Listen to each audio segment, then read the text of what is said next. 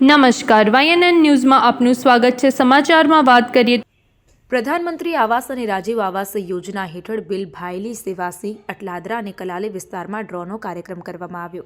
વડોદરા મહાનગરપાલિકા દ્વારા પ્રધાનમંત્રી આવાસ અને રાજીવ આવાસ યોજના હેઠળના બિલ ભાયલી સેવાસી અટલાદરા અને કલાલી વિસ્તારના નવીન ખાલી કુલ 2709 મકાનો તથા 7 દુકાનોના ફાળવણીના ડ્રોનો કાર્યક્રમ રાખવામાં આવ્યો હતો, જેમાં ગુજરાત સરકારના માનનીય મુખ્ય દંડક બાલકૃષ્ણ ખંડેરાવ શુક્લ, વડોદરાના mayor Pinky Soni, deputy mayor Chirag Barot, municipal commissioner Arun Mahesh Babu, વિસ્તારના સ્થાયી સમિતિના અધ્યક્ષ ડોક્ટર શીતલ મિસ્ત્રી, માનનીય દંડક શાસક પક્ષ શૈલેષભાઈ પાટીલ, માનનીય નેતા શાસક પક્ષ મનોજભાઈ પટેલ તથા તમામ લોકોની ઉપસ્થિતિમાં દીપ પ્રગટાવીને ડ્રોનો કાર્યક્રમ યોજાયો હતો।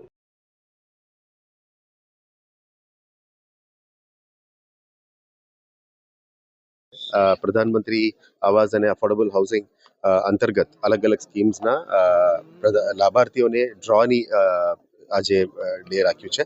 આ ડ્રો થયા પછી લગભગ 2700 લોકો માટે અત્યારે ફાળવણીનું લિસ્ટ તૈયાર થઈ રહ્યા છે। આ લિસ્ટ અત્યારે ફ્રીઝ થઈ ગયું છે અને આ લિસ્ટના આધારે અમે ટ્રાન્સપરન્ટલી આપણે વીએમસીની વેબસાઇટમાં મૂકીશું। ગઈકાલે થોડું લોકોની થોડું ગેરસમજ હતી કે પહેલાં કે એસએમએસ વેનસડે માટે ગયેલી અને પછી કેન્સલ કરીને થર્સડે માટે 2 એસએમએસ ગયેલી છે। એના માટે ફ્રોમ PMAY ટીમે એ લોકો પ્રતિક્રિયા પણ આપી છે। પણ અમે આશા રાખીએ છીએ કે આજથી જ જે પ્રક્રિયા છે આટલા લોકોની ડ્રો થઈ જાય, ફ્રીઝ થઈ જાય। આવનારા દિવસોમાં એક કાર્યક્રમમાં આનું પણ એલોકેશન, હાઉસ એલોકેશન પણ કરી આપીશું। અને જે આપ જાણો છો 5,70,000ની આજુબાજુ મકાનો અત્યાર સુધી આપી ચૂક્યા છે વડોદરામાં। આવનારા દિવસોમાં આ વર્ષમાં એક સાથે પણ 30,000 મકાનો અમે લેવાની ટાર્ગેટમાં લીધેલા છે। એટલે સિટીની અલગ અલગ વિસ્તારમાં અલગ અલગ હાઉસિંગ સ્કીમ્સ, અફોર્ડેબલ હાઉસિંગ, અને આવનારા દિવસોમાં PMAY 2.0 જેમાં 8 લાખ રૂપિયાનું વેલ્યુવાળો જે મકાન છે એના પણ કામગીરી તૈયારી શરૂ કરી દીધી છે। ફાસ્ટર કામગીરી કરવા માટે ટનલી ફોર્મ ટેકનોલોજી પણ એડોપ્ટ કરીશું, જેથી કરીને 15-20 દિવસમાં પણ 2-3 માળ બની જાય એવા ટેકનોલોજી પણ અત્યારે આવી ગયું છે। અલગ અલગ સિટીઝ પણ ડિપ્લોય કરી રહ્યા છે અફોર્ડેબલ હાઉસિંગ સ્કીમ અંતર્ગત। એટલે વહેલા તકે સુખાકારી મળે, પબ્લિકને મકાનો મળે અને એમનું જે એક ડ્રીમ હોય છે એક મકાન પોતાનું હોવું જોઈએ, એના દિશામાં અત્યારે વડોદરા મહાનગરપાલિકાની ટીમ કામગીરી કરી રહ્યા છે।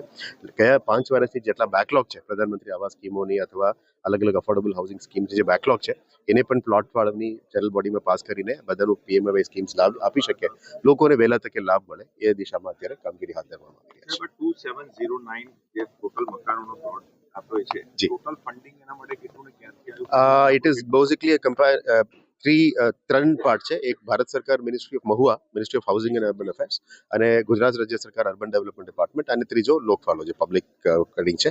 જમીન VMC નું છે ઓબ્વિયસલી, તો એટલે 3 સંસ્થા પ્લસ પબ્લિક, એટલે ઇટ ઇઝ ઓલમોસ્ટ લાઈક 4 લોકો જોડીને જ કામગીરી કરી રહ્યા છે।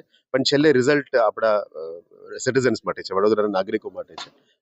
એટલે અમે આશા રાખીએ કે આવનારા દિવસોમાં જેટલા આપણે ફાસ્ટ કમ્પ્લીશન કરશું, આટલા યુટિલાઇઝેશન સર્ટિફિકેટ સબમિટ કરશું, આટલા વહેલા તકે વધારાનું ફંડિંગ પણ મળશે। એના આધારે આપણે આશા રાખીએ કે વહેલા તકે પૂરું કરીએ કામ અને લોકોને મકાન આપી શકાય એ દિશામાં કામગીરી કરીશું। ફ્લો વધારે હતો, લોકોનો રિસ્પોન્સ સારો છે, ફ્લો વધારે હતો, જે લોકો નથી નંબર લાગ્યો એ લોકો nothing to worry, waiting list છે અથવા નેક્સ્ટ રાઉન્ડમાં એમની મકાન અલોકેશન થઈ જશે, કારણ કે લિસ્ટ ફ્રીઝ થઈ ગયું છે। નેક્સ્ટ એલોકેશનમાં પણ એમને મળી શકે, એમાં ઇશ્યુઝ નથી। Thank you. વડોદરા મહાનગરપાલિકા દ્વારા આજરોજ 2705 આવાસો અને 7 જેટલી દુકાનોની ફાળવણીનો ડ્રો કરવામાં આવેલ છે। આ ડ્રોમાં જે લાભાર્થીઓને આ ફાળવણી થયેલ છે, ત્યારબાદ જે પણ લાભાર્થીઓ જેમને મળવાપાત્ર લાભ છે તેમને બધાને મકાનો મળે તે માટેનું કોર્પોરેશન દ્વારા આયોજન કરવામાં આવ્યું છે। આગામી દિવસોમાં કોર્પોરેશન દ્વારા 30,000 જેટલા નવા મકાનો બનાવવામાં આવશે અને દરેક નાગરિકને, દરેક કુટુંબને આ મકાન મળે તે માટેનું આયોજન કરવામાં આવ્યું છે। અને આના માટે થઈને રાજ્ય સરકાર દ્વારા પણ 1,500 કરોડ રૂપિયા જેટલાની ફાળવણી પણ કરવામાં આવી છે। અને એમાં કેન્દ્ર સરકાર અને રાજ્ય સરકારની સાથે રહીને વડોદરા મહાનગરપાલિકા દ્વારા આ એક મોટો કાર્યક્રમ હાથ ધરાયો છે। સૌથી સારી વાત એ છે કે આપણે એલોટ કર્યું, બધાને સારા લોકોને એલોટ પણ થઈ ગયું, પછી જ્યારે મેન્ટેન કરવાનું આવે છે ત્યારે લોકો મેન્ટેન નથી કરતા, પરિણામે ભોગવવાનું વારો આવે છે કે 10, 12, 15 વર્ષમાં એમના મકાનોની આવું દશા થાય છે। આ મેન્ટેન થાય એના માટે કોઈ એવી કમિટીનું ગઠન ના, એટલે જ મેં મારા ભાષણમાં પણ કહ્યું, આમાં શું થતું હોય છે કે કોઈ 1 કે 2 એવા હોય છે જે નથી ભરતા અને એના કારણે એ ભરાતું નથી અને એનાથી જ આ મેન્ટેનન્સ થતું નથી। એટલે જ મેં મારા ભાષણમાં પણ કહ્યું કે આપણે એવું કટિબદ્ધ થવું જોઈએ કે ભાઈ આપણા મકાનની આપણે જાળવણી કરીએ ને આપણા એપાર્ટમેન્ટની ને આપણા વિસ્તારની પણ જાળવણી એ આપણી તમામની જવાબદારી છે। કોર્પોરેશન તો બનાવીને આપે છે, સરકાર બનાવીને આપે છે, પણ પછી એની જાળવણીનું કામ દરેક મકાન માલિક. કઈ સિસ્ટમથી આ ડ્રો થાય? કોમ્પ્યુટરાઇઝ થયું. જેટલી પણ અરજીઓ આવી હતી પ્રધાનમંત્રી આવાસ યોજના, રાજીવ ગાંધી આવાસ યોજના અંતર્ગત, એ તમામનું એક ડેટા બેંક છે. એ ડેટા બેંકને ક્લિક કરવાથી એને કોમ્પ્યુટર ડ્રો થયો. જે રીતે વાત જો થાય છે કેટલીક વાર લોકો ભાડેથી પણ ચડાવી દેતા હોય છે, તો પછી એવી બાબતોમાં શું કાર્યવાહી થશે? એટલે જે તમે કીધું તદ્દન સાચી વાત છે, પણ જેમ મેં પહેલા કહ્યું કે એ પ્રમાણે 5-10% કે 1-2% લોકો એવા હોય છે કે જે આવું કરતા હોય છે. એમને એવું ન કરવું જોઈએ, કારણ કે જ્યારે સરકાર આટલા એક સારા ભાવથી એમને આપતું હોય છે ત્યારે એને સાચવવું જોઈએ, એવું મારું સ્પષ્ટ મત છે.